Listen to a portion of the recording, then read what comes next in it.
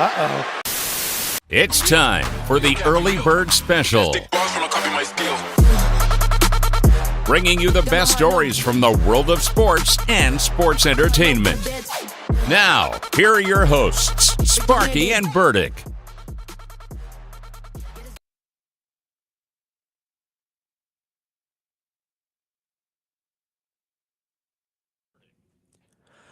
Well, good morning, Bakersfield and surrounding communities, and everybody watching online on YouTube at the Early Bird Special. This is the Early Bird Special on a beautiful draft day Thursday.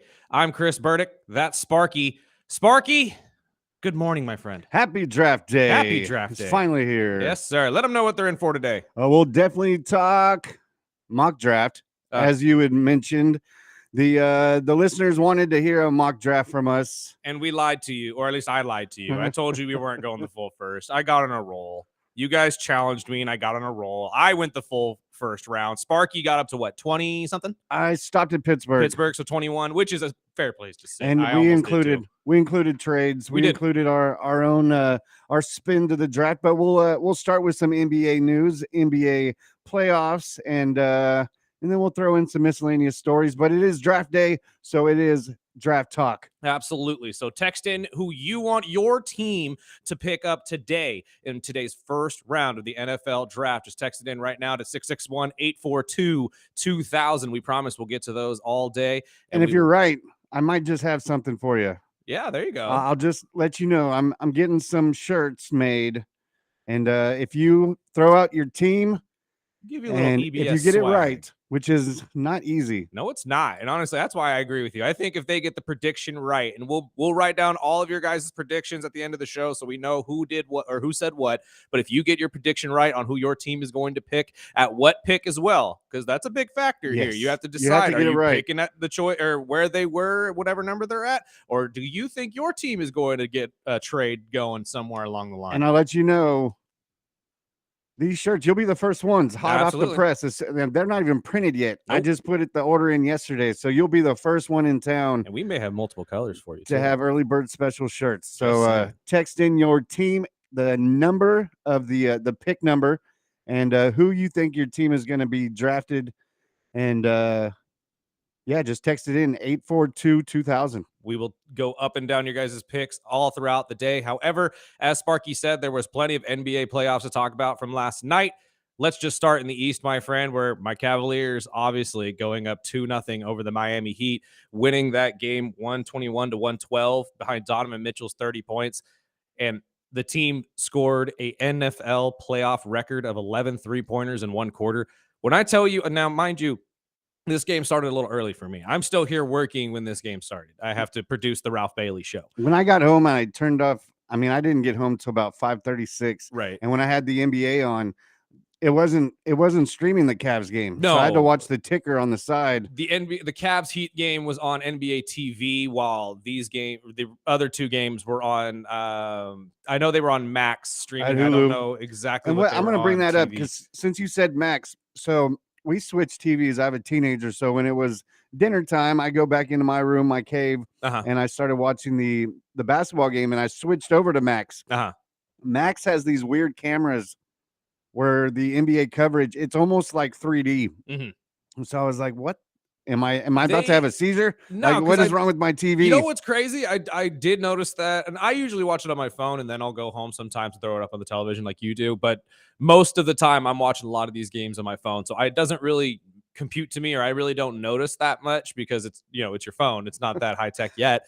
But I did notice yesterday while watching on my television, they also have a little thing in the corner where you can go and actually have major highlights from the game. I had no idea that was a thing, but that's really cool to see. But no, you also see it on Amazon's coverages of the NFL. If you actually notice some of the other options they have for you down at the bottom, you could set up your entire TV to look like a game of Madden. Yes. And it's actually kind of cool. I like it. I think that's pretty innovative in my opinion. I'll do it on like Red Zone or something. Yeah.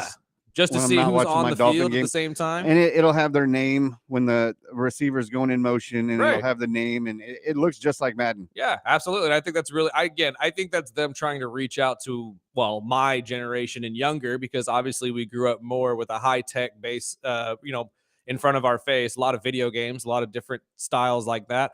And this is just going to get people who maybe aren't super into football, maybe get them into it a lot quicker. Well, yeah, like they brought up like the Simpsons game or the Toy Story game. My son digged that, but the Toy Story game was fantastic. That was awesome. But no, really I was tripping last night. I was like, what the hell is wrong with my TV? And I switched back to Hulu where it was regular. I was like, okay, it wasn't just my TV. Honestly, brother, we live in a world now where there are so many different cameras and camera angles that you can see from. I mean, I can't remember the name of the places, but the bars that are in LA and I think Vegas has one that's one giant screen that you can all sit at and like see whatever sporting event you want at a completely different angle because they have their own camera angles that are untouched by any other sporting event.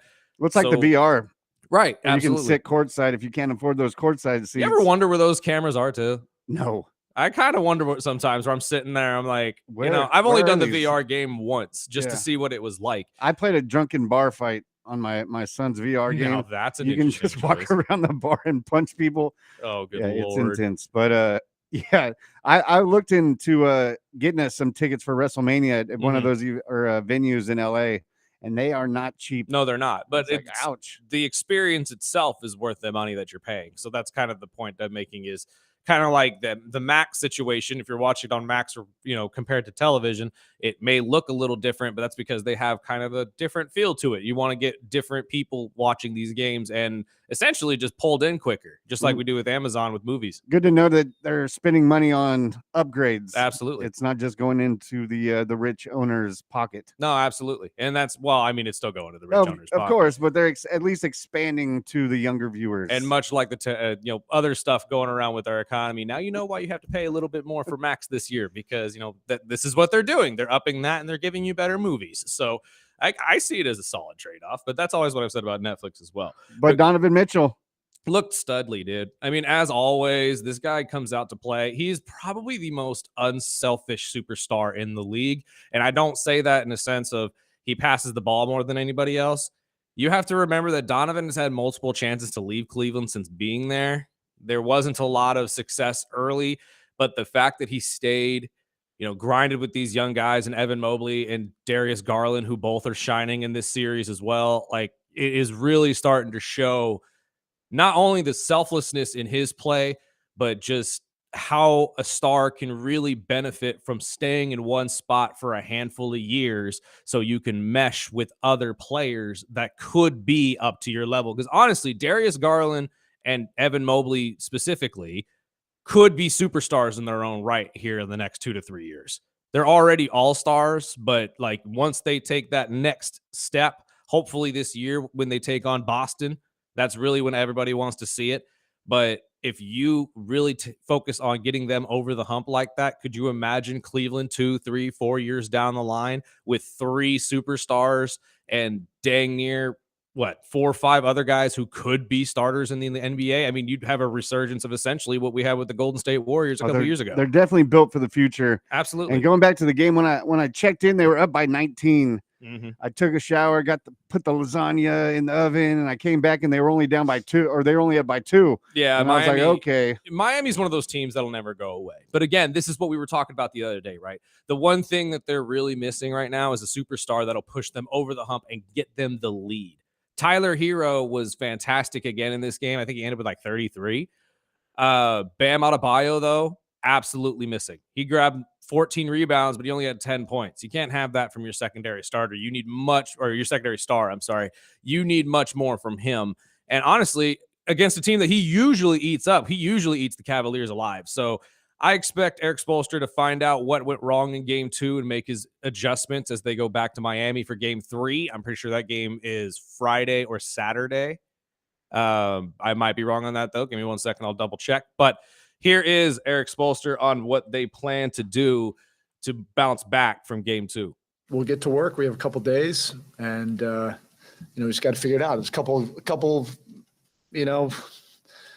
games where we're right there, and now we just have to figure out how to get it over the top. It's going to take more. It's going to take collectively us, digging deeper, and we have respect for who they are, what they can do, but we have to be better.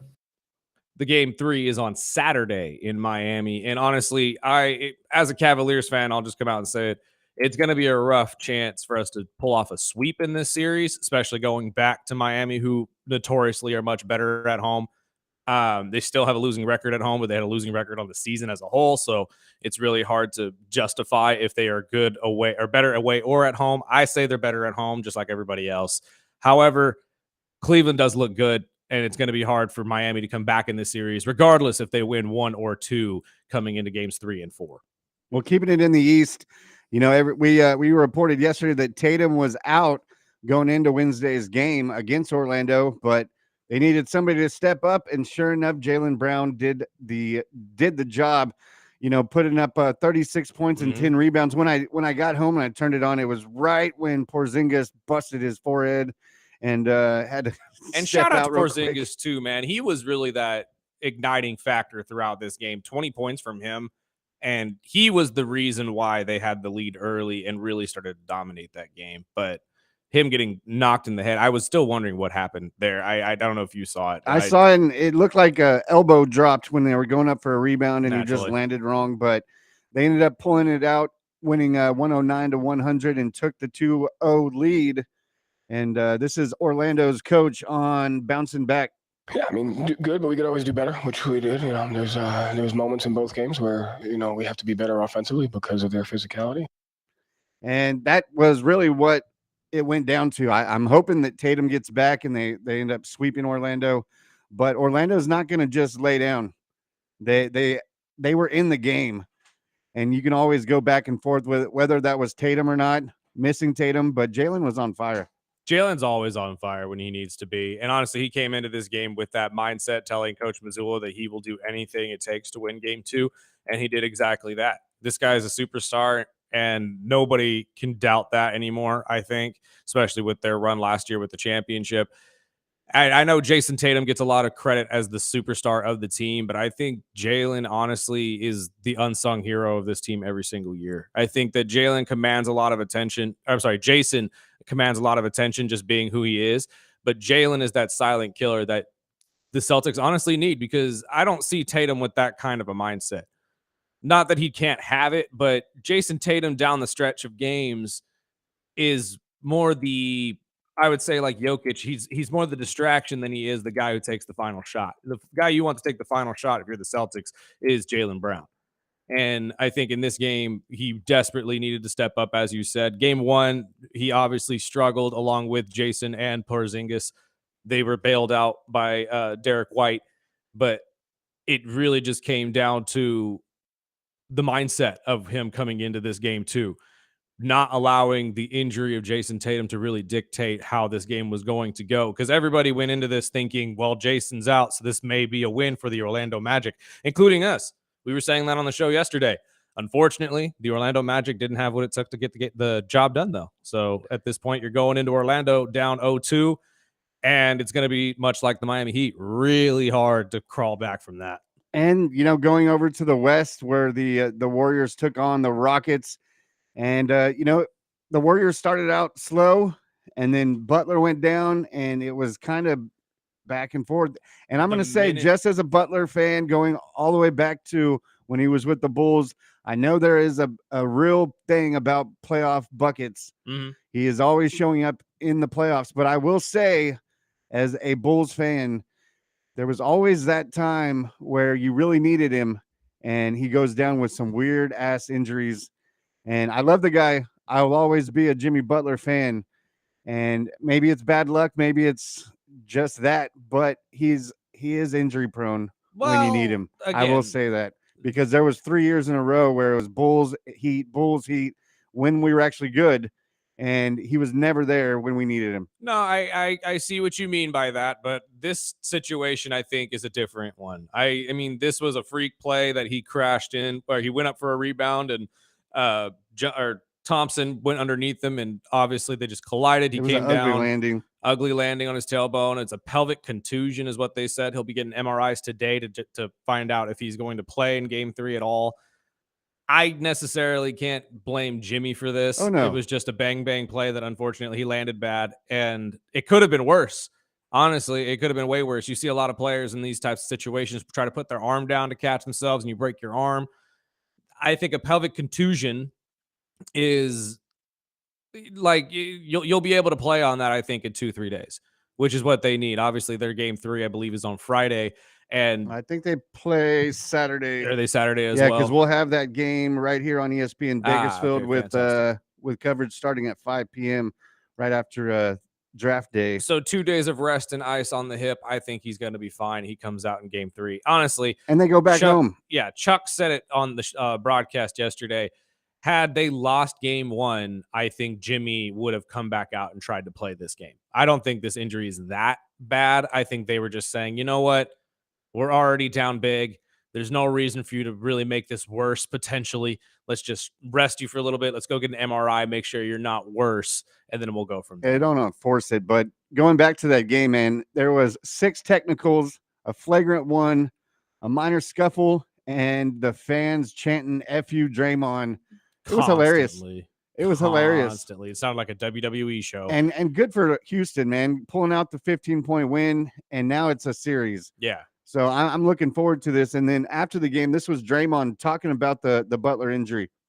Sure, we'll have to figure that out. It's no easy task in replacing Jimmy. Obviously, we all know what he's meant to this team since he's been here. And we've kind of tailored our offense a bit around him, so that will have to change a bit, but we'll see. He's tough. We got a couple of days off, so we'll take it day by day and see what we get. Your hope, if you're the Warriors, is that he plays, because this team is not the same when he does not play in the playoffs. I know you have Steph, and Steph can do everything he can to win a basketball game, but you no longer have Clay. Kuminga is just barely getting back on the court. I mean, Draymond Green is maybe 8 points a game, which also bugs me. We're going to talk about overrated big men. I have never been a big fan of Draymond Green. I understand the impact he has on the basketball court. Don't get me wrong. I like his physicality when he gets physical, but he's really not a stat patter, which I understand, but it's just let's just call it what it is. The guy's not the greatest big man on the court when you need him to be. And he was one of those technical fouls yesterday as he got rough with Sengun again, and then, went and complained to the referees, as he is part to do, and got a tech called on him. So it's not necessarily a liability, but you can't have that from somebody who's supposed to be one of the leaders on your team. Exactly. And going to our favorite analyst, Kendrick Perkins, on the meaning of this Jimmy Butler injury. Well, I mean, we saw it when he got traded there, Scott. Think about it. I mean, before Jimmy Butler got traded there, Steph had one foot in the grave, the other on the banana peel. And all of a sudden, Jimmy Butler gave them light. Jimmy Butler is the Swiss Army knife for this team. He does every single thing you need him to do. He unlocks a different version of Steph Curry, a bona fide second option. If they don't have Jimmy Butler for one of these games or two of these games, the Rockets are going to win this series. I strongly believe that. This is a confident group, well-coached group by Ime Udoka that hang their hats on the defensive side of things. The Warriors definitely need Jimmy Butler back in game 3. He's right. He's 100% right. Without Jimmy Butler, you're going to lose this series. I'm sorry. I don't know exactly what to tell you. I mean, just the impact on defense alone, look at what Jalen Green was able to do in this game compared to the first one. Now, Green has also come out and said that the playoff jitters were a real thing, and he actually had to deal with that in game 1. Understandably so, since it was his first playoff game ever. Game 2 in his career, 38 points. That is 30 plus more than he had in game 1. Why? Because Jimmy Butler was not guarding him.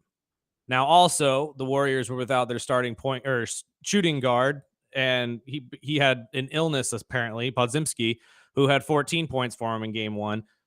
He had 0, went 0 for 5. So that's also a major factor here. So you're already running at pretty much half speed. If you're the Warriors, you need Jimmy Butler to come back and set the tone again in game 3. So now the Warriors and Rockets tied up at 1 with game 3 on Saturday. And after last night's games, both games in the East, the Celtics up 2-0 and your Cavs up 2-0 on the Heat tonight.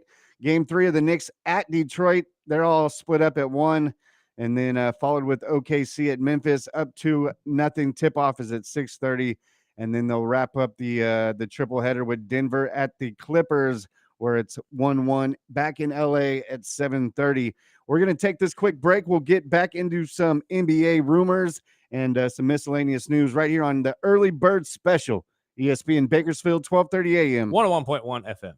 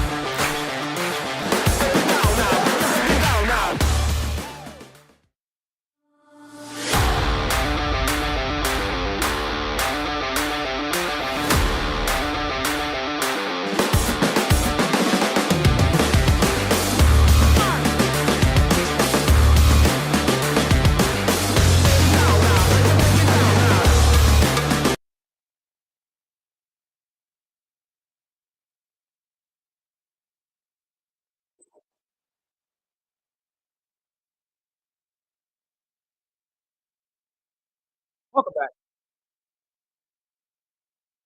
This is the Early Bird Special. I'm Chris Burdick, that's Sparky. And don't forget, you can follow us all over social media at the Early Bird Special Official on Instagram, the Early Bird Special on TikTok. We're also on YouTube, where you can watch us on video every single day from 7 to 9 a.m.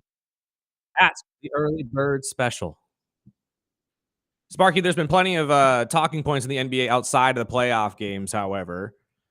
Now, it's not Nico, is it? No. Thank God. No, we're done with Nico, hopefully, for the rest of the season. If not forever, if this dang Dallas team does something smart and fires him. Fire the man already, please. Like, just do it. Do we really need to replay the audio from the other day? And just this man does not need to be a general manager. No, if he you doesn't. If you don't know the value of your own starting five, let alone your star player. Exactly. I don't understand. But again, it's besides the point. No, it is not Nico. We don't need to go down that again. But my boy Jalen Brunson. Absolutely. Won the Clutch Player of the Year award, which I had no idea was even a thing until yesterday. You know, they move these things around a lot. I mean, I know they've changed, like the Comeback Player of the Year is no longer the Comeback Player of the Year, and we'll get to that in a second. And the Clutch Player of the Year, I think, was made. This is a recent one. I don't think this one was there like 15, 20 years ago. So that's probably why you haven't heard of it And very much. They get they get into some difficult stats and how they pick these and who averages when in clutch parts of the games. Right. And I mean, I'm a big Brunson fan, so I really wasn't too shocked. But when I saw the list of players that he won over, I was like, oh, okay. I like I said, I don't know the science behind it, but I know he won over the finalists, which was Anthony Edwards and the Joker. Mm-hmm.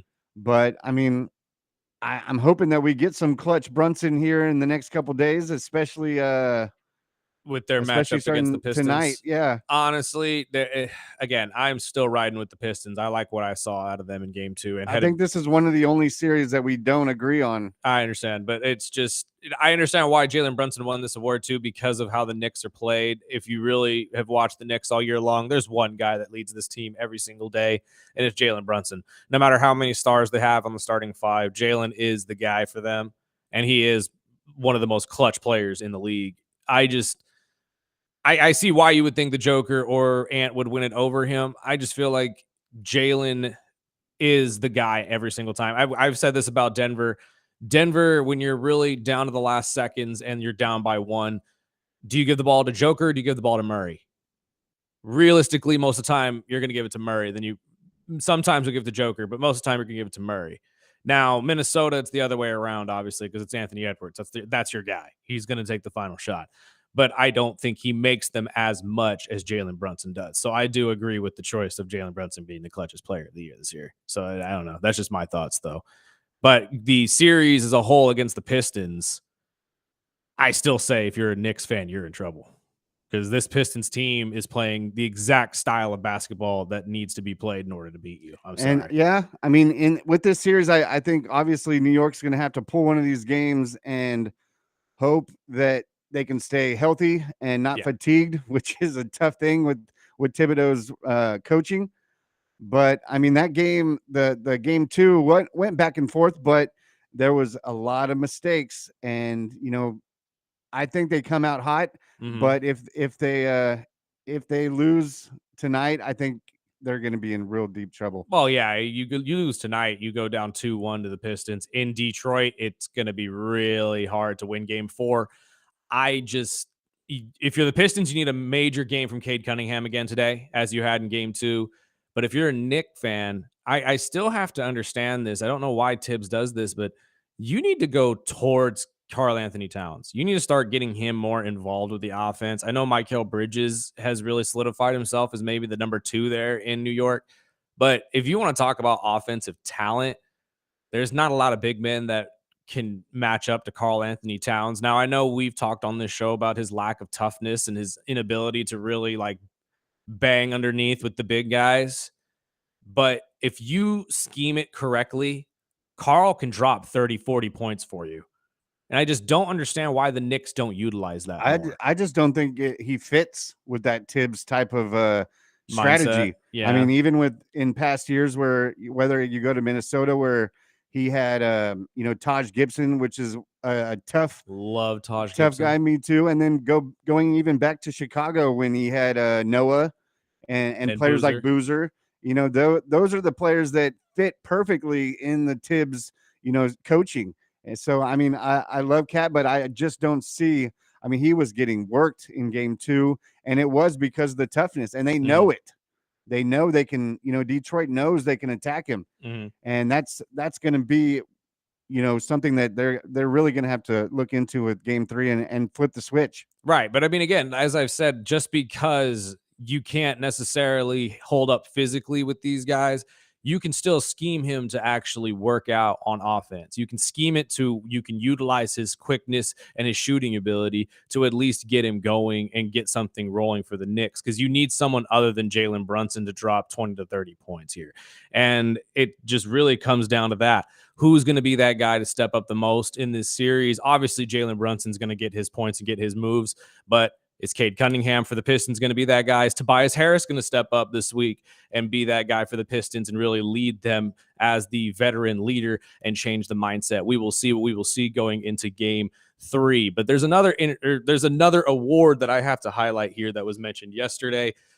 Our guy, Tyrese Halliburton. I say our guy because we are fans of Tyrese Halliburton on this show, although he plays for the Pacers, who is a very heated rival to both my Cavaliers and Sparky's Bulls.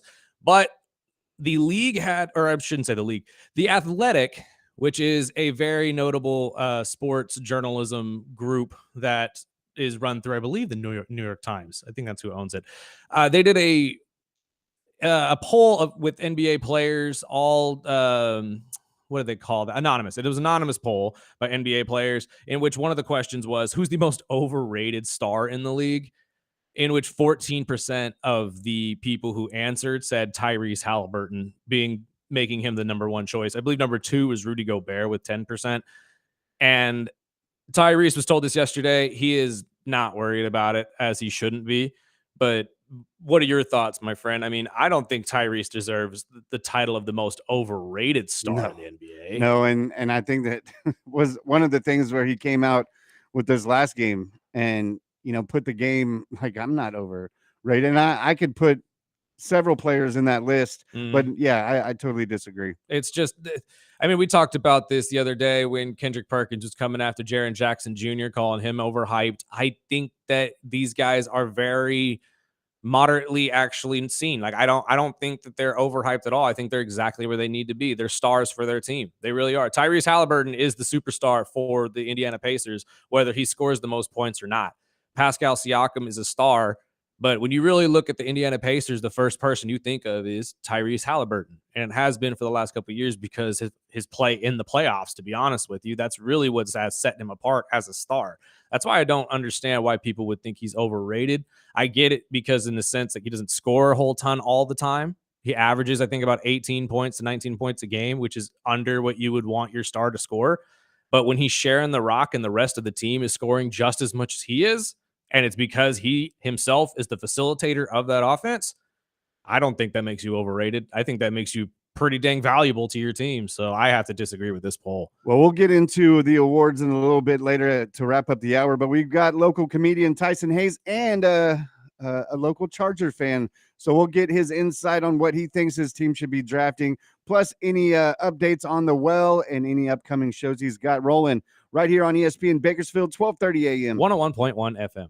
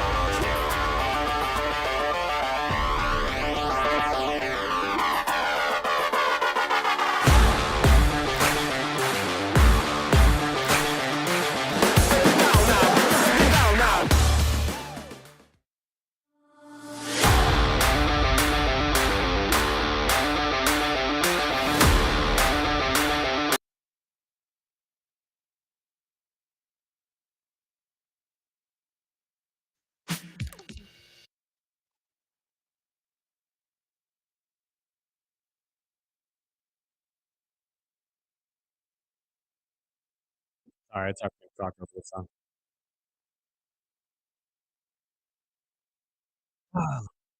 Anyway, this is the early bird special. I'm Chris Burdick. That's Sparky. We hope you are enjoying this beautiful Thursday morning, this beautiful NFL Draft Thursday. We'll get into more NFL draft talk on the other side of the break, as well as our mock drafts in the second hour of the show. However, we have another guest joining us on the show, as he had last week, if I'm not mistaken. Yeah, local comedian Tyson Hayes. Yes, he's back to tell us what all is going on at the Well this week. Sir, how are you? I'm doing well. What's up, guys? I'm back. Fantastic, my friend. How are you feeling this draft day? You feel your Chargers got the right pick in mind for you? I'm just feeling as uneasy as ever. You know, you never know what's going to take place. I mean, I think we got a good look at things right now. We're sitting in a good spot. Plus, we got a killer team already, so that's always a good place to start from. But, yeah, it's going to be a wild next couple of days, I think. Fantastic. You guys sitting at 22 right now, from what I understand. And obviously, you guys are in the running for Jalen Ramsey as well. So I don't know if Sparky has heard anything on that front, if there's been any movement for the Chargers. The most Ramsey talk I've heard was what we talked about yesterday, with the Rams coach coming out and said, I'd be open with a reunion. I still think it's going to be Dallas or the Chargers, but we'll see. I don't think it'll be something that we hear about today, unless it's I think it'll be more into tomorrow when we get into the second and third rounds. But I mean, Ramsey's been traded for first round picks before, so who knows? This is very true. Right? But sir, without further ado, what's going on at the Well? What do you guys got coming up this week? Well, tonight, per usual, every Thursday night is the pregame show. It's just kind of the open mic show to get you ready for the weekend, hosted by Anthony Howdy. That's every Thursday. So we have on Tuesday, Wednesday, and Thursdays at 7 p.m. Currently at the Fox Theater. We've got free stand-up comedy for anybody that wants to come check it out. And then yeah, we got some more shows coming up. It's always a good time. Fantastic. I mean, anything that you yourself are going to be hosting or no? Yeah, so I'm doing something on Monday. This Monday, I got a buddy of mine, a Long Beach comic that he usually runs around with like Fluffy. His name's Sean Latham. You just woke up Burdick. I'm sorry? I said you just woke up Burdick. I know he's a Fluffy guy. You cannot say Fluffy's name without explaining, please. I know he loves Fluffy too. That's why I was excited to tell you guys. Yeah, it's one of Fluffy's good buddies that usually opens for him. Okay. Sean Latham. He's hilarious, man. He asked me to come do a show with him at Saunders on Monday. So that'll be I believe it's 28th. 28th. Yeah. 28th? I'll be sharing it on our Instagram if you want some more information. I also know I had a couple of friends hit me up yesterday. I know I believe the Well is doing a show Friday with, I'm gonna screw up this name, but it's Anthony Robustiano or something like that. Anthony Robustiano. Yeah, they're big fans. But I haven't heard anything. So I know I texted Betts yesterday and he said he was going to get back to me. But going out to the Monday show, what are you opening that show? Or are you just hosting it? I think I'm opening it. I'm going to be a supporting role with another local comedian, Joe Alanese. Very funny guy. Oh, nice. So I will. Yeah, it's going to be a good time. I'm like I said before, I've never seen Mr. Tyson Hayes on the mic. So I'm going to have to go out there. You're doing yourself a disservice, give some love to our boy. But I don't know, maybe save your time and money and maybe just pretend like I'm funny. Now you're sounding like a Charger fan. There you go. Man. Don't give up hope that early. It's draft day. Everybody's got hope today. Everyone's got a chance. Today's the day we all think we can win next year. Exactly. Everybody's going in thinking they're drafting the next Jerry Rice. Man, you guys are busy between the move, which is they announced it's downtown. Yes. And we also heard some rumors that it could be at the arena formerly known as the Rabobank Theater. But we'll get into that later. And I know your show is on Monday. Our boy Anthony is tonight.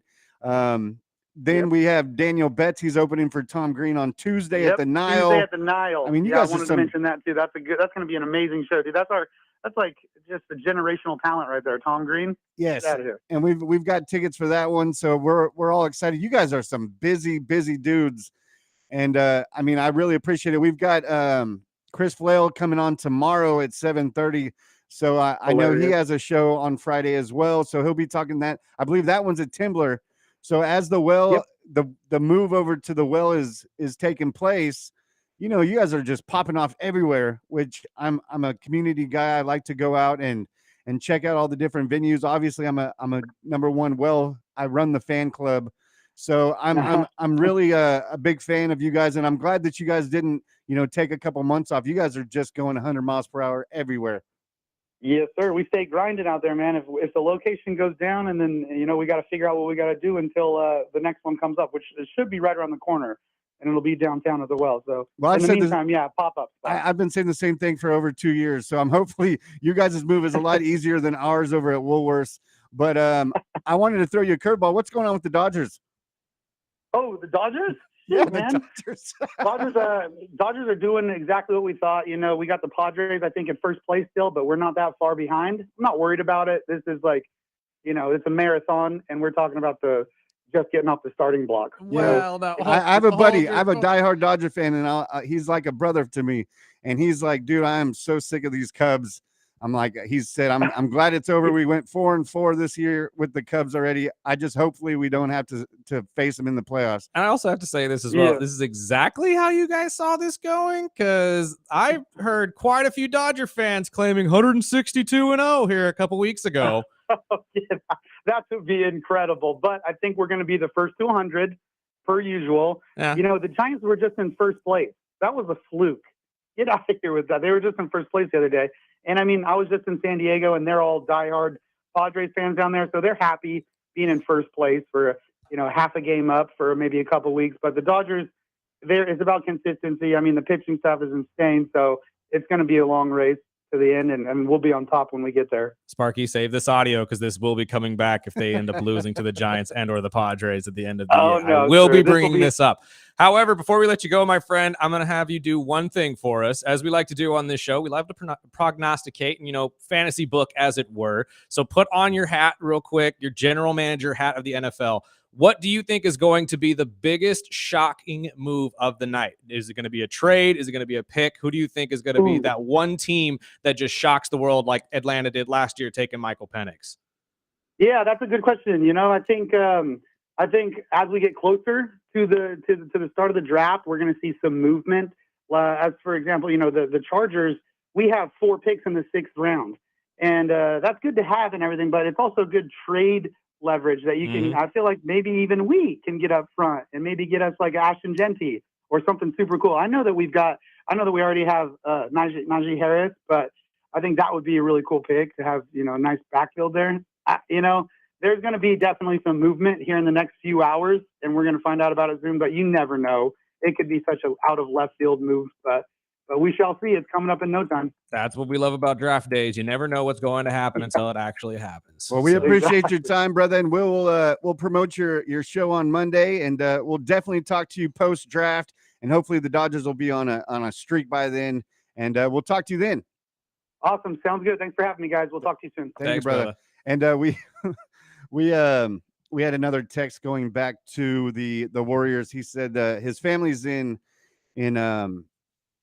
Oakland are diehard Warriors fans, and they are shaking in their boots. Absolutely. They're hoping for some breaking news today that Butler is fine, negative x-rays, and he's back for game 3. And we'll definitely keep you updated. Just follow us on Instagram, Facebook, and even TikTok. It's the Early Bird Special Official. And we'll wrap up these NBA awards before the big hour where we'll go down our mock draft. And if you have your picks for your team, text them in right now, 842-2000. You might just be the first people in town to get our Early Bird Special shirts right here on ESPN Bakersfield, 1230 a.m. 101.1 FM.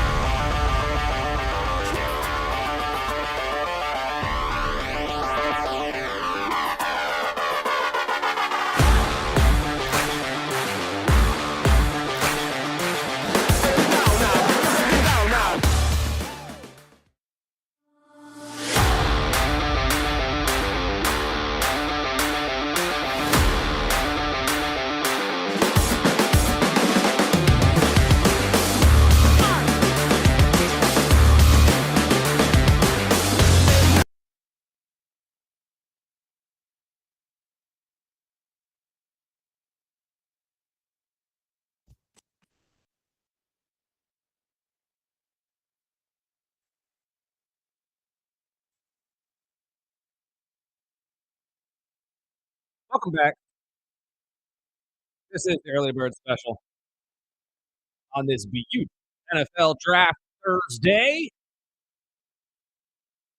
And once again, don't forget, you can watch us on YouTube right now live at 7 to 9 a.m. at the Early Bird Special. Go follow us, subscribe, and you can see every other episode that we've dropped on the radio every day, every single day, right after the show. If you missed anything, go back, watch whatever you want, share it with your friends. You can make clips yourself, share them with us.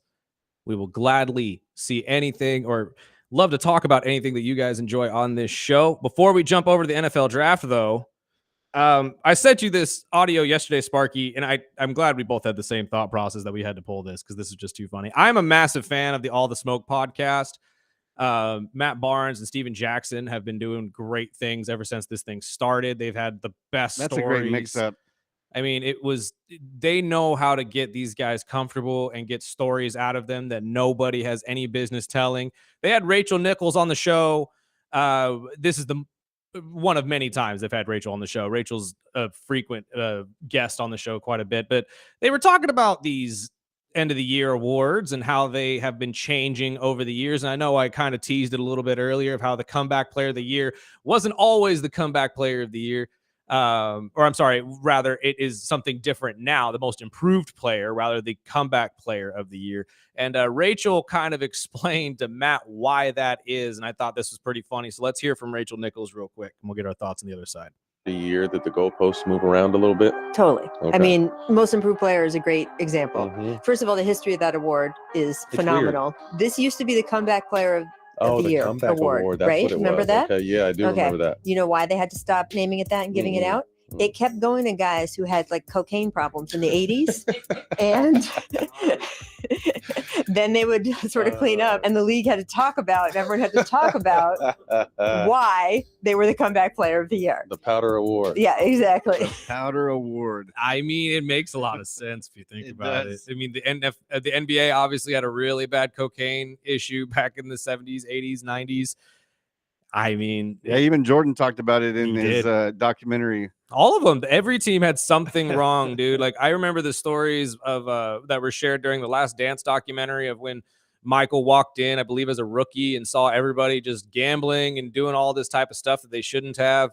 And just the thought of that is just wild to me because you just think we look at these guys, or at least I do. Professional athletes are usually those guys you kind of assume are just on top of their game, very disciplined people that just know what they're doing and are the masters of their craft. And to really think about it in that sense, I mean, it's true. Like the comeback player of the year was really going to guys who just had really bad drug problems and then had to come back the next year. Just the Powder Award. Exactly. I love it. I like the Powder Award. That's a good name for it. But I mean, now it is obviously the most improved player, which is the golden "you don't suck anymore" award, as some like to call it. and that's always what we called it when I was a kid, the golden "you don't suck anymore." And guess who got it most of the time? This guy right here. I didn't suck anymore. But I mean, it's still kind of funny to think about. What do you guys think about some of the goalpost changes for a lot of these? I know we move the MVP a lot because of, you know, who deserves it on which year is what they keep saying. But at the end of the day, a lot of these awards should really just be based on your merit and how you played throughout the season, like the MVP. Are you valuable to your team or not? But what do you guys think? Do you guys think that these goalposts should be moved, or should they be a standard across the board of just your play in general? Text in right now, 661-842-2000. And we are still taking text messages as well for people who believe that they can predict their NFL team's draft pick for the night. Do we have any in there? We have a couple for the before we get into our mock drafts. The first one, a fellow Dolphins fan said, at pick 13, Miami Dolphins select Jadon Braun, cornerback of Texas. He said, be nice to draft him since it looks like Ramsey is getting traded. The next one is a Charger fan. Another Charger fan says, with the 22nd pick of the NFL draft, the Chargers have selected Colton Loveland, tight end from Michigan. Some thought maybe they'd go to Kenneth Grant, the defensive tackle out of Michigan.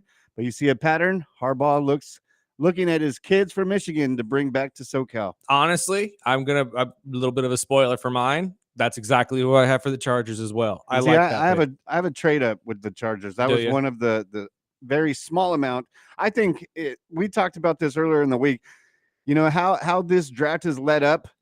It almost feels like there's going to be either a ton of trades and it's going to be just a madhouse, or it's going to be a very, very quiet dull night. and it'll pick up tomorrow. Well, I don't know if dull is the right question. Yeah, though, I mean, it's not going to be dull because of the words of, you know, over the last year, we've not heard nothing but Cam Ward, Travis Hunter, Shador. But I'm talking about like going in and, you know, a ton of people, millions of people watching, and there's big fireworks that everyone was expecting. And even, you know, the recent talk of, you know, if the Browns or Giants are going to trade back into the first to get, you know, to match up these Colorado boys together, right? Which would be insane. But it would be a possibility as well, especially from everything we hear. And there's a lot of talk with, you know, just since we read off the Genty letter last week, you know, where's he going to land? Is he going to go to Jacksonville? Is he going to go to the Raiders? And there's other teams that have popped into the mix. Chicago, we talked about if they're going to trade up, if he even lands, you know, in the top 5, maybe he falls to the Bears at 10. I mean, there's plenty of entertaining stuff, especially if you're a sports fan or just a big NFL guy. You know, you're rooting on your team, but you also want to see where if Shador is falling. You know, if he does, you know, what's Dion going to be tweeting out? You know, and it's going to be entertaining for sure. So I'm going to have to take a little power nap around lunchtime if I can. Just to be ready for all of this. My lunch hour break. I think that we're going to get a lot more movement than people think. I think that, and you know what's funny? I've been seeing this around a lot lately since we talked about it the other day, but this could very well be the most viewed NFL draft opening day ever because everybody has their first round draft pick. So everybody's team is going to be doing something tonight. You're either going to be drafting somebody or you're going to be making some kind of a move. Nobody knows whose team's doing what yet, but we will find out here in a couple hours, and that's what makes it so exciting. And as we said, it's what makes it so hopeful. Everybody believes today is the day you're going to draft the next Aaron Donald. You're going to draft the next Jerry Rice. You're going to draft the next guy who's going to actually impact your team and take you to the next level that your team hasn't gotten to yet. I'm not going to lie to you. I'm sitting here hoping and praying Terry Fontenot does not screw this up. I swear to God. I've talked to Dolphin fans recently, and they were like, "Oh, our team's crap." I'm like, "Dude, it's April. I know. Calm down. This is what the beauty of today is. You're supposed to have some faith and some hope that your team is going to get. Is this your first time watching our Dolphins? I'm not wearing this Matt Ryan jersey for nothing, okay? But see, here's my thing. Your GM has to know who they're looking at early. And I think this is why you're going to get a lot of movement today. I think a lot of people have who they want in mind. And with so little superstars in the list of in the first round of players to be picked, I think that you're going to see a lot of guys trading back to get more picks for, like I said, what is a starter draft. You're going to get a lot of guys in this draft that are going to be pretty solid guys to put in, although it's seen as a very weak draft across the board. And I'm bouncing off Tyson.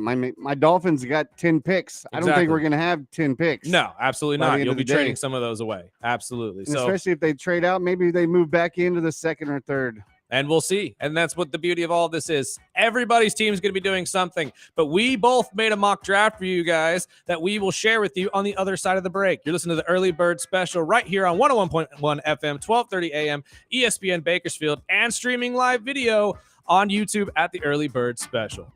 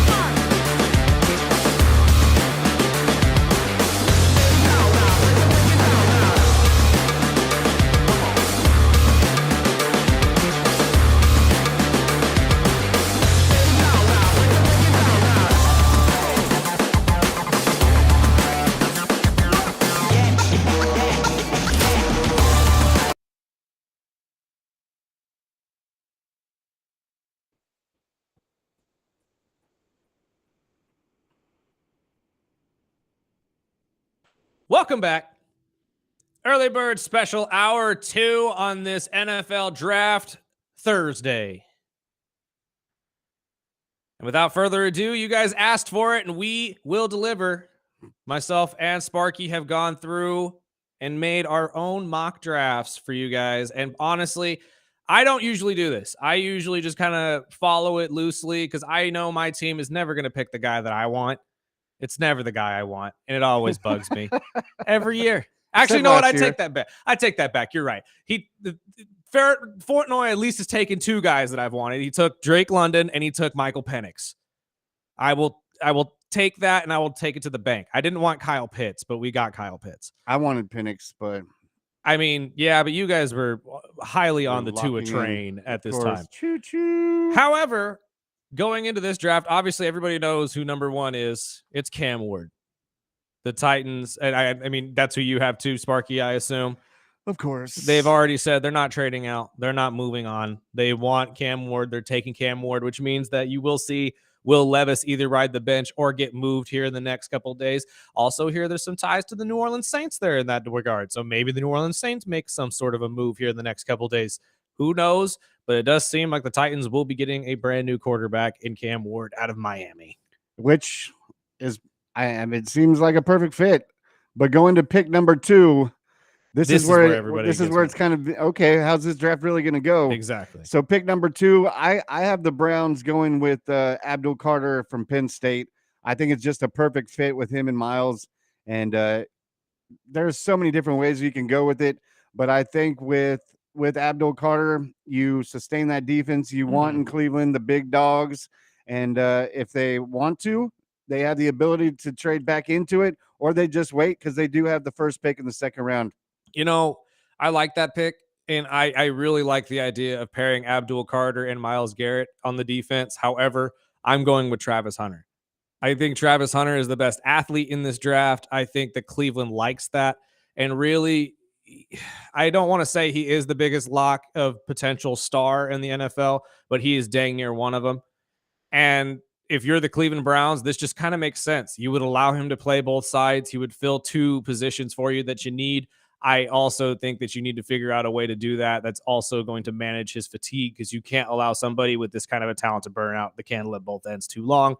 So, but I'm going to go with Travis Hunter going to the Browns at number 2. I went back and forth with this one, but with pick number 3 with the New York Giants, I'm going Travis Hunter. I think it's a potential pairing with Malik Neighbors. And I think if Cleveland goes defense, because overall I think Abdul Carter is probably the best player in this draft. And, you know, if I'm putting on the GM hat, I think Travis Hunter goes to the Giants. So the Giants at number 3 is interesting to me as well, but I want to play some audio before I actually give my thoughts out. So Louis Riddick was talking about this on First Take yesterday, and he made a very, very brilliant point, because Stephen A. Smith believes that it's actually on the Steelers to make the best pick in this year's draft. Louis believes it's on the Giants, and here's why.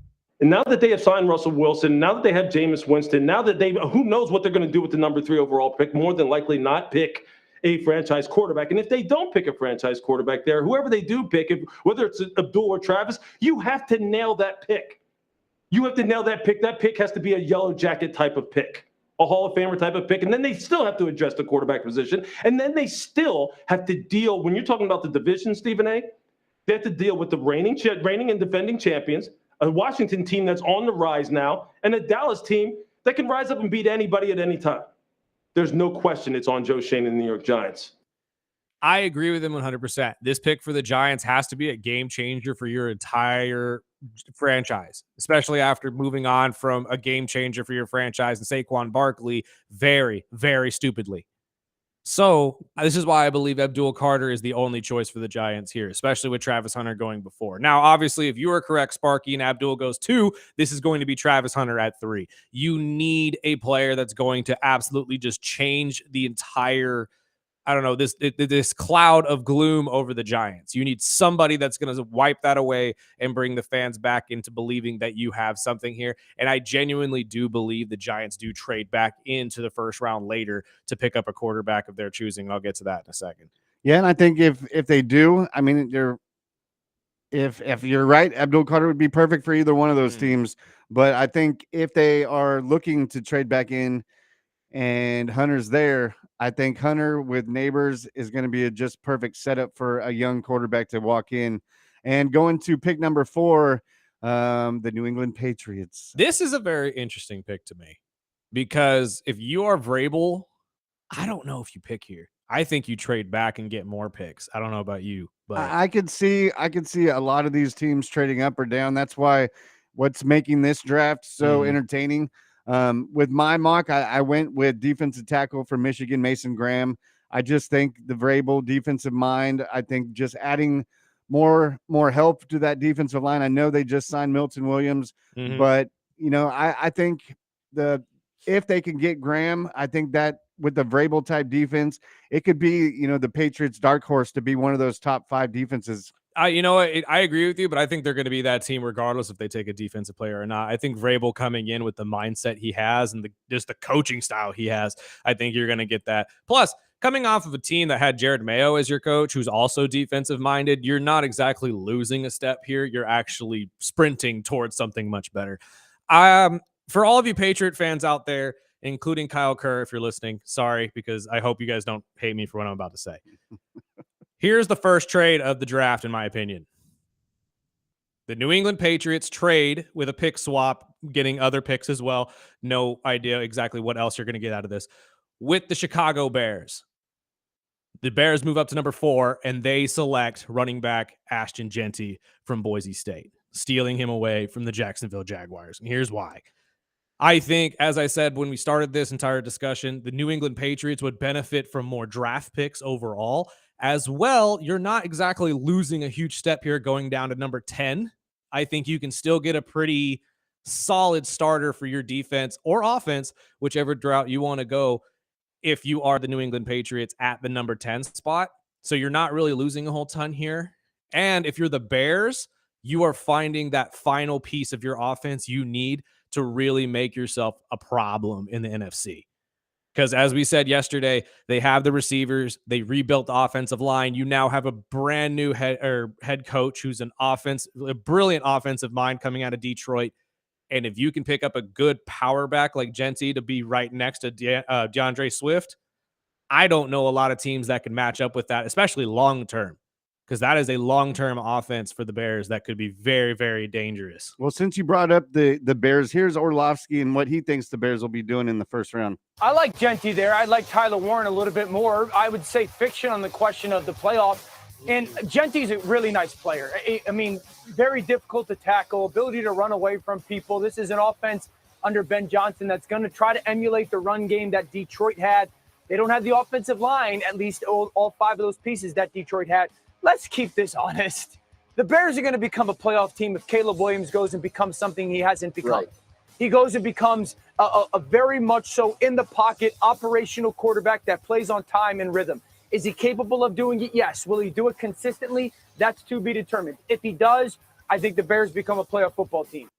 Well, drafting, just to round out the top 5 picks, that's funny you brought up, Chicago trading down to 4 with New England to pick up Jeanty, because number 5 for me was Jeanty landing in the Jaguars' lap, the running back out of Boise State.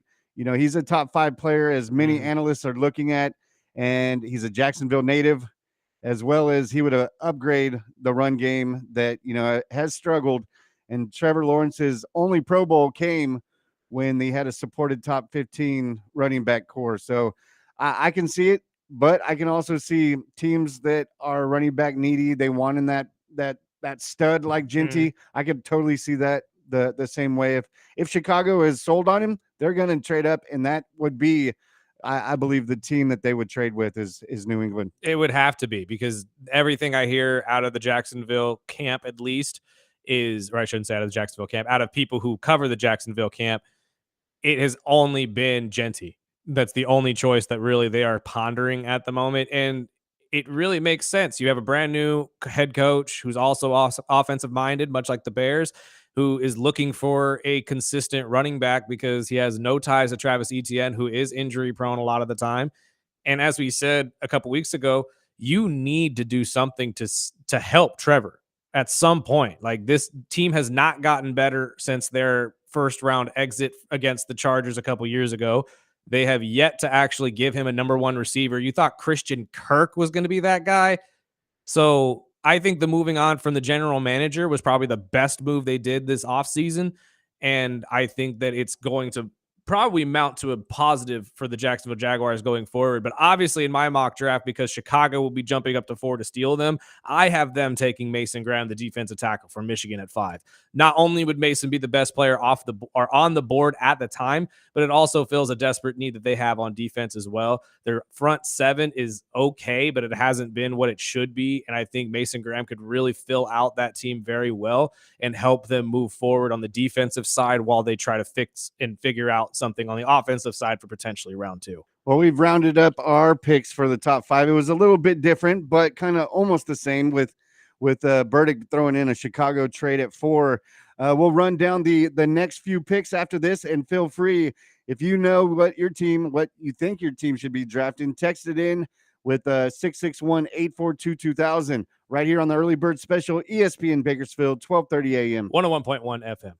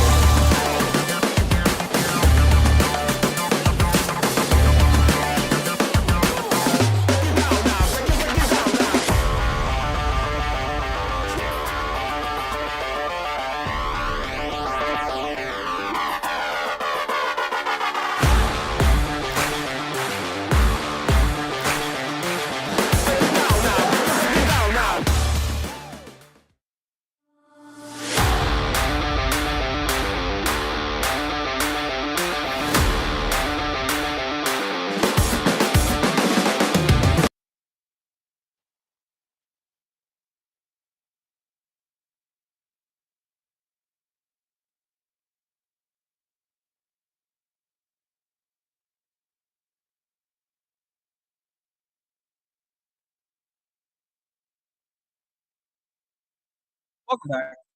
I love her, dude. I did it for my boy. That's when he's driving into school. So we left off Well, you want to run down those first 5 real quick for you? I mean, sure. My first 5 would obviously be the Tennessee Titans taking Cam Ward, number 1, quarterback from Miami. Browns taking Travis Hunter, number 2. Giants will be taking Abdul Carter, number 3. I have the Chicago Bears trading up to number 4 with the Patriots to take Ashton Genty. And then the Jacksonville Jaguars will be forced to take Mason Graham at number 5. And I look a little different. Mine, obviously, starting with Cam Ward to the Titans, the Browns getting Abdul Carter, 3, the Giants with Travis Hunter, the Patriots drafted Mason Graham, and then rounding up that top 5, I think the Jaguars pull Genty from Boise State, which leaves us right into the Raiders at number 6.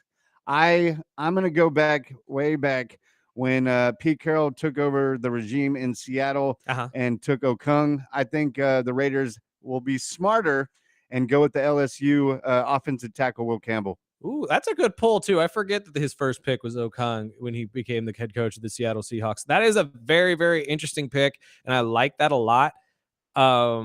However, my choice, this is where Shedeur goes. I think Shedeur Sanders goes number 6 to the Raiders, and here's why. Tom Brady has already came out and said he's going to have a major hand in who is drafted in this year's draft class. And there is nobody he has talked up more than Shedeur Sanders. We've said it in our videos in the past. You can go back and find them if you want. I've said this from the get-go. I think this is where Shedeur Sanders lands. I think it fits. Mark Davis loves him. Tom Brady loves him. I think that Pete Carroll could really lead him into a good start into his career. And with a vet like Geno Smith, whether you beat him out at first or not, you could learn a lot from a guy like Geno, who is also pretty, comparison-wise, pretty equal to Shedeur. Very accurate quarterback, somebody who hasn't exactly shined greatly, but has his moments of being a leader. So this could be a really good spot for Shedeur to potentially learn the humbleness that he needs to be a star and a starter in the NFL. But I think that the Raiders could really benefit from taking this, especially since their number 1 choice would be Genty as well, much like the Jacksonville Jaguars. And if he's off the board, I can only see them going and fixing their quarterback situation. Well, before we get into 7, we had a text says, "Hey guys, long time Patriots fan here. Most recently, I've been claiming the Chiefs." I know we have been SEC heavy on draft day, but this year we are looking to the referees in the Big 12. Okay. Well, I mean, again, interesting choice of teams there. You kind of showed your hand, but sure. I don't know exactly if they are going to go into an SEC guy this year, but it really is just going to boil down to, in my opinion, how you're going to protect May at the end of the day. But we'll get to them here in a little bit, at least for me, because obviously I have them at 10.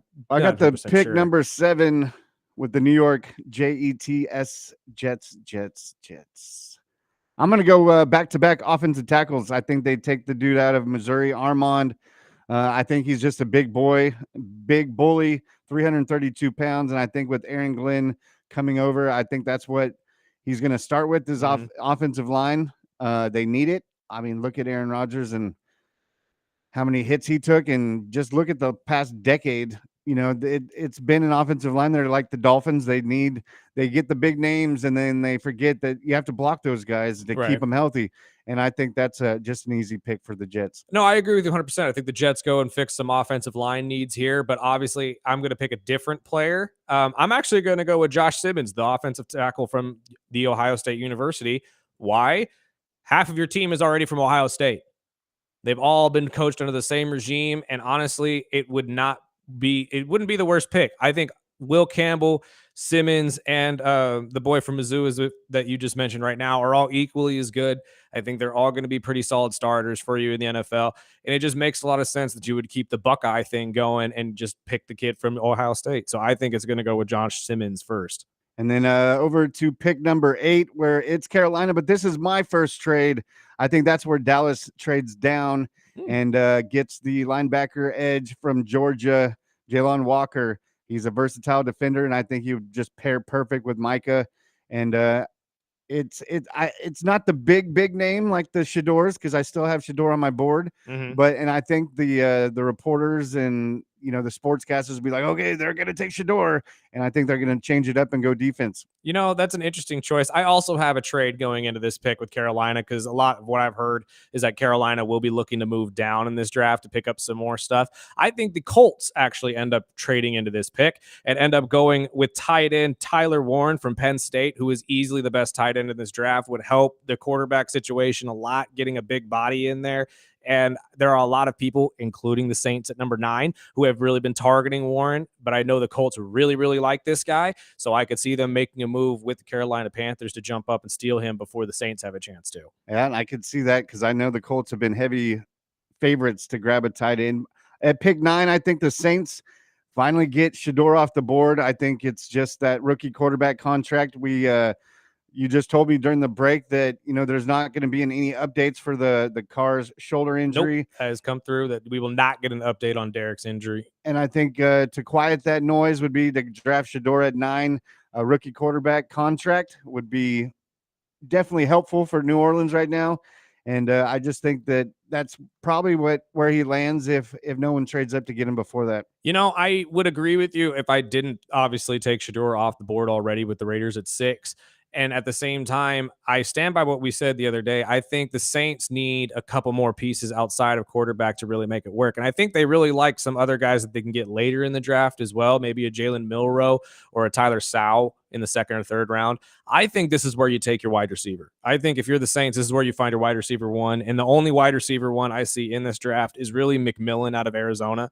He's a stud. The guy's fast, and he catches everything that comes his way. And he could really just fit that mold you need to be a better team in the next couple years. Because I do think you can get a quarterback in the 2nd, 3rd round, especially if the Giants or the Browns can't trade a back up into the 1st round to potentially take a Jackson Dart. And then the Bears at pick 10, I've got them taking the edge out of Georgia, Mikael Williams.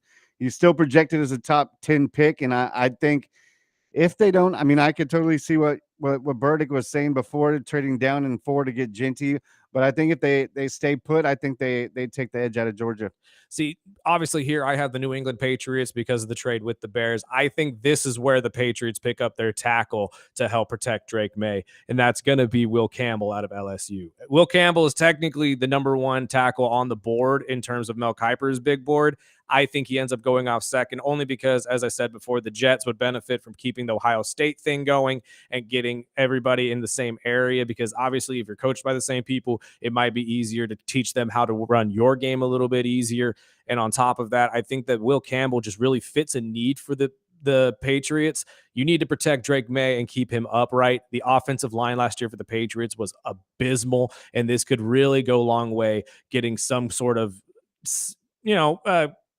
I guess, consistent play from your left tackle, which would be Will Campbell. And then we go over to pick 11 for the San Francisco 49ers, where that's where I think they address that thin defensive line beyond Bosa. And I think they take Harmon out of Oregon, the defensive tackle. I think it's just a perfect fit. And he's a versatile type defensive lineman, and I think they would work perfectly since all the changes that's going on in Frisco. I like that pick. They have a long history of taking defensive linemen from Oregon as well. You have your Eric Armsteads and your DeForest Buckners. I personally think you fix the offensive line first, though, if you're the 49ers, especially with Brock Purdy's contract coming up. You need somebody that's going to be able to solidify either the left or the right side. And honestly, with Armand Membu on the board still, being the best player on the board, I think he's too good to really pass up on. I think the Niners really pick him right here at number 11 to help solidify the offensive line and keep not only Purdy upright and healthy, but Christian McCaffrey, who also says that he's going into this year with no injury designations. So that's a good sign if you're the 49ers and you need these big name players, or at least these big positions, to have a smaller cap hit on you, especially since you're going to have to pay Purdy here pretty soon. And speaking of McCaffrey, we'll have Olivia from Centennial. She's coming in Monday morning, previewing the upcoming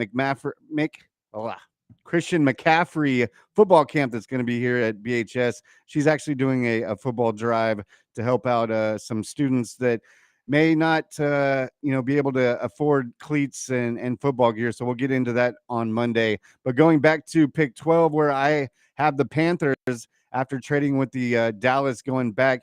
And I think they take Barron, the cornerback of Texas. It would just be a perfect complement with their number one corner with J.C. Horn. And he's locked up till 2029. So I think they lock up that second corner. You know, I know you said that the Cowboys are going to trade up to address their edge problems. I don't think they need to move anywhere. I think right here you're going to get the Georgia edge, Mykel Williams, who, again, as you said, should be a top 10 pick, but I think he's going to slide a little bit with all of the movement around in the top 10 picks. And he just fits really, really well with what could be a great tandem with with Parsons on the other side, and help the corners of Dallas really start to shine more, because that's usually why these corners in Dallas end up doing so well, is because they get to the quarterback so often. So it could really help this defense if they pick somebody like Williams. Going into pick 13 with my Miami Dolphins, I think, I went back and forth last night when I was going, because I personally think they can trade back if some of these teams are really hungry for the Genties, or if Shador still is on the board by then. But I think that's where they pick up offensive tackle Josh Simmons from Ohio State. I think it's just a perfect long-term replacement after Armstead retired last week. And, he would have been the first offensive tackle if it wasn't without the injury last year. So I think it's a perfect fit. I hope that's what they would do, either that or they go back and help out the secondary, especially with the Ramseys. And, they also cut cornerback number 2 after last year's just horrible season. So I can see them going with Josh Simmons. If he's on the board, that would be a beautiful pick in my mind. This is another trade spot for me. I think you guys trade back to get more spots, and I think that the LA Rams will actually be a great spot for you guys to trade with. Jumping up from I believe they're number 26, and you guys will be dropping down to number 26. I think the Rams want to trade up to get a much-needed linebacker in Jalen Walker from Georgia, who could fill a need for them on the defensive side that they've had. I mean, they've had really good defensive play the last couple of years from some solid picks, including Verse and can't remember who they drafted as a linebacker a couple years ago. My best friend never stops talking about the kid. But I think this could really be a great way to solidify your defense if you were the Rams, who are desperately needing a captain after Aaron Donald has left. Not that they have looked bad at all. Kobe Turner has filled that spot very, very well. It's more that you need somebody that's going to command the defense and be able to know where to go and what to do at certain times. And I think that Walker fits that perfectly, playing with a championship caliber defense in the Bulldogs in Georgia. And before we take a break, I'm going to go to pick 14, because we're going to come back with the Atlanta Falcons. Naturally. But pick 14, I've got the Colts staying put, and I still think they get their tight end, Colston Loveland, 6'6", 250. It's just a perfect Colts tight end fit. And I think if they stay put, they could probably still get him. Now, I had the Colts moving with the Carolina Panthers, so this would obviously mean the Carolina Panthers would pick at number 14, which I think is going to be a solid spot for them to take Shamir Stewart from Texas A&M, who arguably, again, much like Mykel Williams, should be a top 10 pick if you really look at him and how much he produces, or at least produced for the Aggies. But I think this is going to address a much needed situation for the Panthers, who obviously are looking to fill in the Brian Burns spot that they lost a couple years ago from the trading him away to the Giants. And I think Shamir could be a great way to do that and really just move the defense forward after a step forward from the offense. I'd say after the benching of Bryce Young last year, when he came back and actually started playing like a starting quarterback in the NFL. So you might actually look a little bit better, and you take away a potential edge rusher from your rival in the Falcons in the next pick. Yeah, well, we've gone through the first 14. We'll take a break, and this will be our final break of the hour, as we'll wrap up the second half of the draft right here, the early bird special, ESPN Bakersfield, 12:30 a.m. 101.1 FM.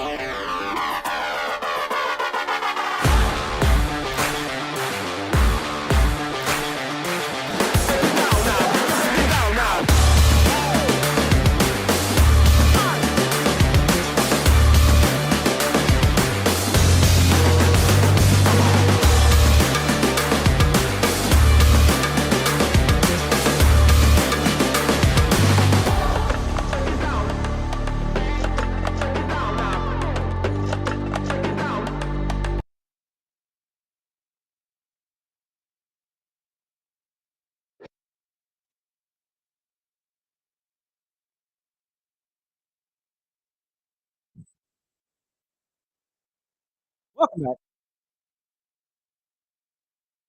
Just with the early bird special on this NFL Draft Thursday. We're about halfway through our mock drafts. Hope you guys are enjoying it. Hope you guys also agree with or disagree with some of our picks. Feel free to text in right now, 661-842-2000. We will get to those before we get out of here. Obviously, we ended on pick number 15. Sparky, my Falcons. Your Falcons. My Falcons. I think they stay put at 15 and they pick up cornerback from Michigan, Will Johnson.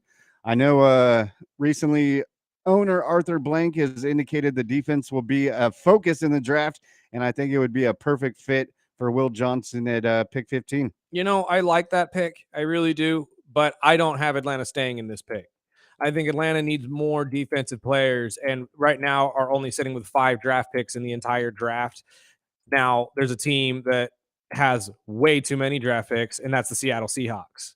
So I think that there will be a pick swap here with Seattle Seahawks potentially picking up more picks for the Atlanta Falcons, allowing the Seahawks to jump up to pick 15 and pick up wide receiver Matthew Golden from Texas, filling the much needed spot, which they obviously let go of Tyler Lockett and DK Metcalf this year. Jackson Smith and Jigba is most likely going to be the number 1 receiver out there, with Cooper Kupp obviously coming in to fill a much needed void as well, eventually moving into the number 1 spot. He's probably not going to be the number 1 guy until a couple games in, but I think this pick, or jumping up to pick Golden, would be a great way to fill out that wide receiver room and get a solid slot, or maybe an outside guy and let Cooper play slot a little bit for you. And did you see who did you see trading up for that, for Golden? The Seattle Seahawks. Okay. Because I had at pick 16, I think the Cardinals will get Golden at the next pick. I think it's just a good fit in Arizona, and just giving him Kyler some more weapons. You know, it much needed weapons at the same time. I have them taking Will Johnson, actually, the DB from Michigan, because they just need that help on defense. And they obviously, moving on from Patrick Peterson and whatnot, you need to find somebody that's at least able to fill that void. And I think Johnson is probably going to be the best corner off or in the draft this year in this draft class, I suppose, this year. And I'm hard pressed to say that the Cardinals could do any better than Will Johnson at 16. Yeah. I mean, we're close. We're flopping almost every other pick almost with different teams. Fair. So pick 17, I got the Bengals, which is a player that I think the Dolphins are also eyeing, is the safety out of Georgia, Starks. He's a 3-year starter at Georgia, and I think it addresses the safety position struggles since losing Bates in Cincinnati. See, I like that, but I'm going to go with a different position than the secondary. I'm going to go with them taking Jahid Barron from Texas, the corner. I think they've needed help at the corner position for quite some time. And with all of the money headed towards the offensive side of the ball, you need rookies and people who are going to take less money on the defensive side of the ball to keep yourself relevant. Because as much as people love to say that the Bengals are just giving up on defense and not wanting to pay their defensive players, they're still going to need defensive players. And usually they get the most output from guys who are younger and looking to make that big money, much like your Sam Hubbards. So I think that taking Barron in this spot would really help the secondary flourish a little bit more next year. And then we go over to pick number 18, which I have Seattle staying put. And I think they have the interior offensive lineman from North Dakota State, Zabel. I think he just fits perfect with new offensive coordinator Clint Kubiak's outside zone scheme.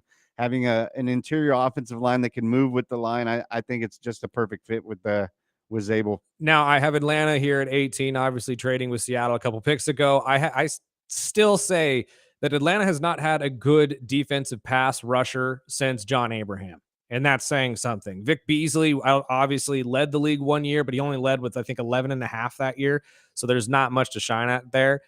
I think this is the draft in which you find that guy, because the defensive line potential this year is incredible. And I think this is where Atlanta finds their guy in Mike Green from Marshall. I love this guy. I love what I saw at the Senior Bowl stuff. He dominated every single lineman he went up against, including guys like Josh Simmons.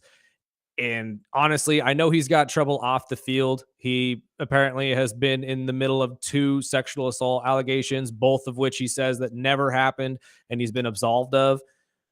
I think that character-wise, he still mimics a good person, and until it is proven otherwise, I think you give him a shot. And with the I don't want to say generational talent, but with the talent that this guy has, I think Atlanta, you could do a lot worse.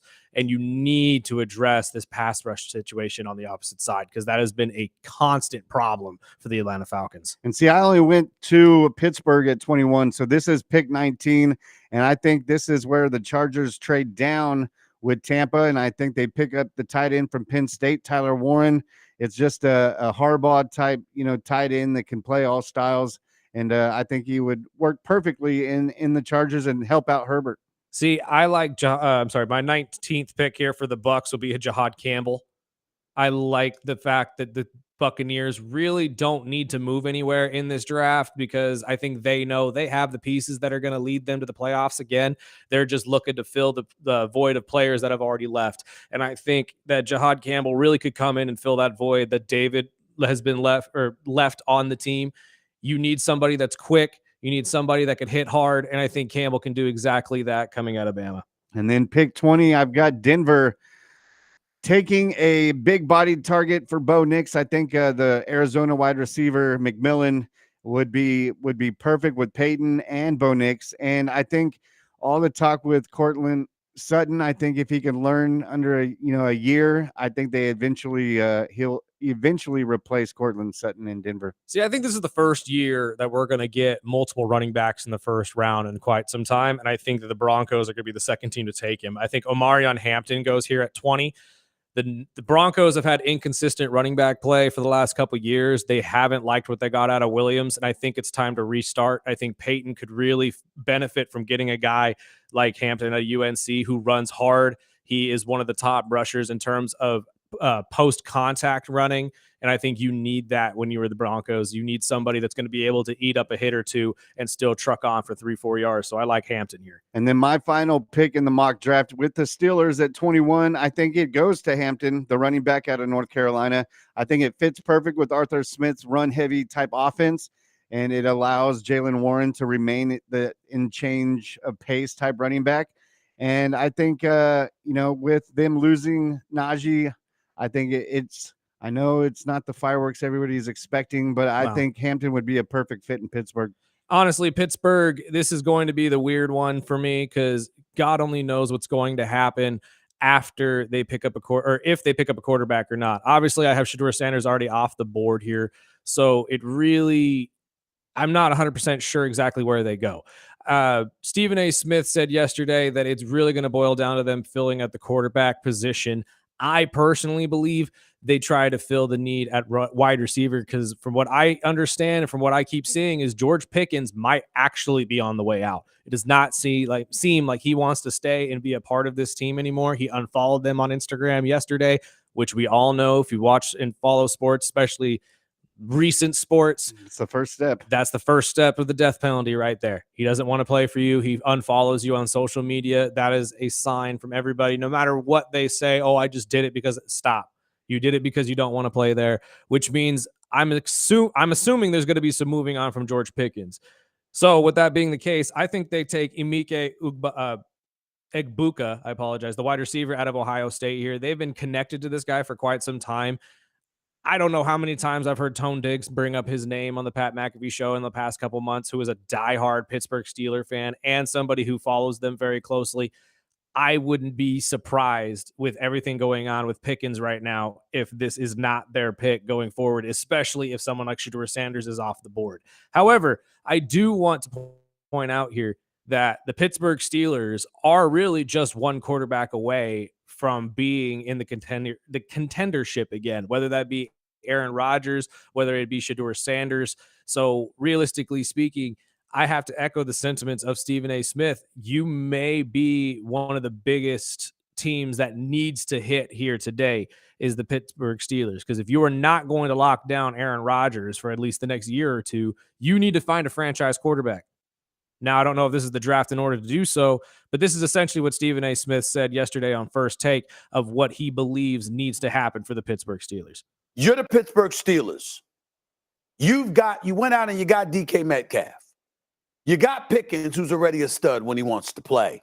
You got Fryermuth as a tight end spot. He's one of the better tight ends in the National Football League. You lost Najee Harris, but you kept Warren. And oh, by the way, your offensive line has improved.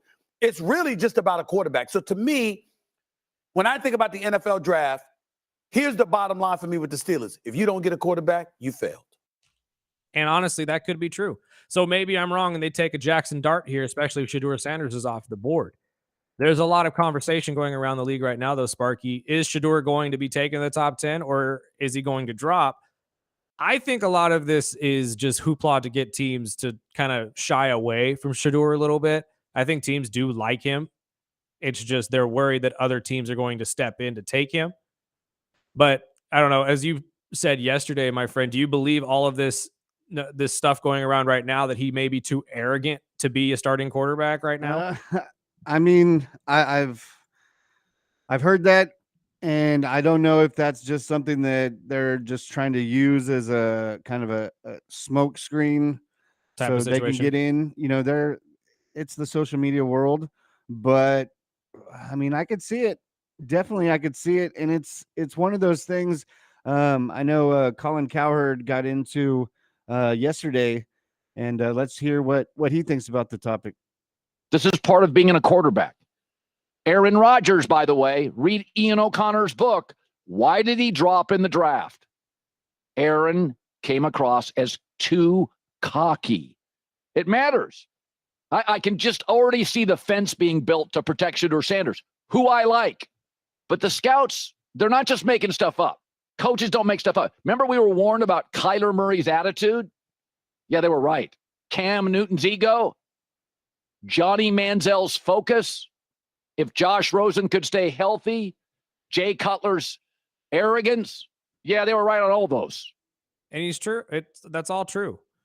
These scouts don't exactly just say this because they hate on a player. So obviously there's got to be some sort of, or at least some situation that came off as Shedeur is kind of arrogant and we don't know exactly what to do with him. And it may cause him to draw or to fall in the draft. I'm not 100% sold on the Raiders taking him at 6, to be honest with you. It really depends on where Ashton Jeanty goes. But I think Shedeur Sanders obviously is a lot better than people are giving him credit for. But I've also the arrogance side of it's got to be true, right? I mean, it seems like it. I mean, he is Dion's boy. I mean, Dion is the definition of arrogance. And but is it arrogance or is it just confidence? You know what I mean? Like I think a lot of people believe that confidence can be misleading, obviously, and I also think it goes back to what we always preach is the fit, right? The fit of the team. You know, some coaches like those arrogant quarterbacks or use that word as confident. You want a confident quarterback. Some want the book reading, the tape watching type quarterback that is more of the smart quarterback that leads a team, not the mouthy, big mouth ones. And that's where I think we're gonna find out tonight, whether it's Jackson Dart or Shedeur, if one of them slides, and it really lands on the team morale and what type of quarterback they're looking at. But I'm gonna go to Woody Johnson. Going to, he believes that Dart might even get picked before Shedeur. When you're talking about quarterbacks drafted in the first round, teams talk about traits that are things that you can't really teach. I think Jackson Dart, bigger arm, more athletic. I think Shedeur Sanders plays a quarterback position from the neck up better than Jackson Dart, but I think Jackson Dart has more upside at the quarterback position. See, I don't know if that's true, though, if they really draft based on physical traits. Well, I'm sorry, they do draft based on physical traits, but I don't know if that's going to make you a better player.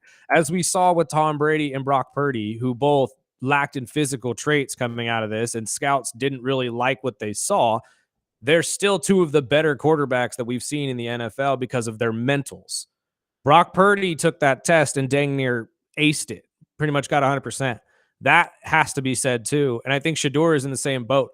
I don't think that his cockiness, quote unquote, is really cockiness. I think he's just been raised to know how good you are. And everything that I've been told, going up in the journalism world is know what you're worth and fight for what you're worth.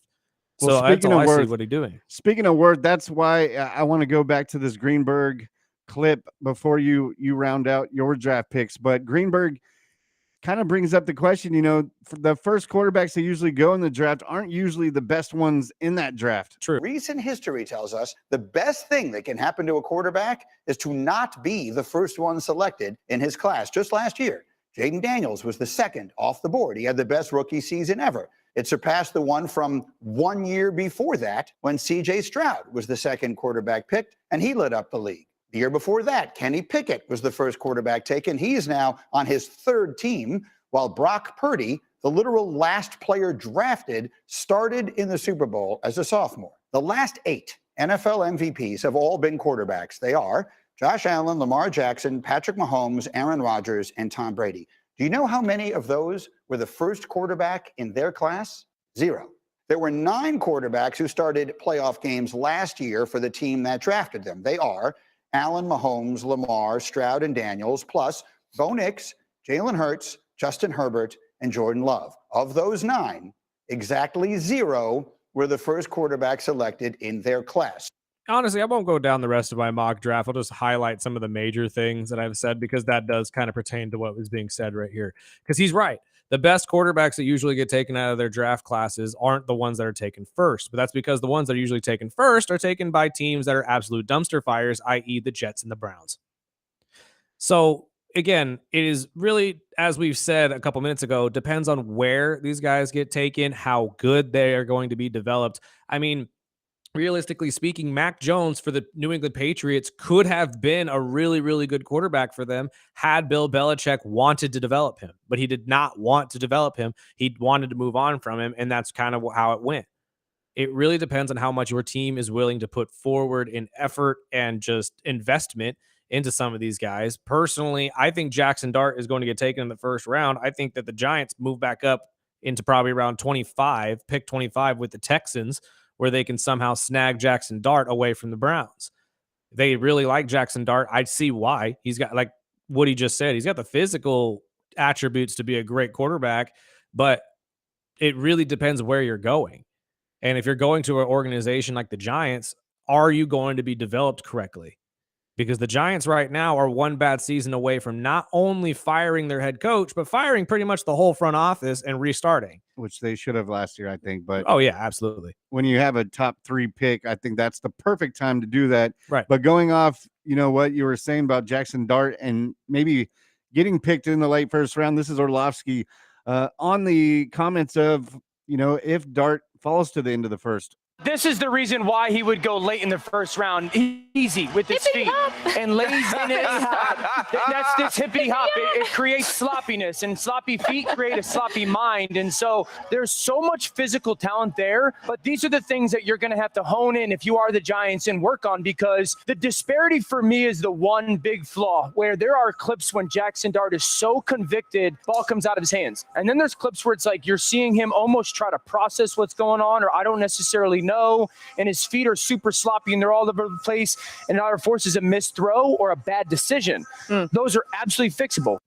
Honestly, I see it. And let's not forget, this is a weak quarterback draft. This is not, you're not drafting, the Patrick Mahomes in this draft. Most likely Cam will be a solid starter for the Titans. I think Shador will be a solid starter for whoever he goes to.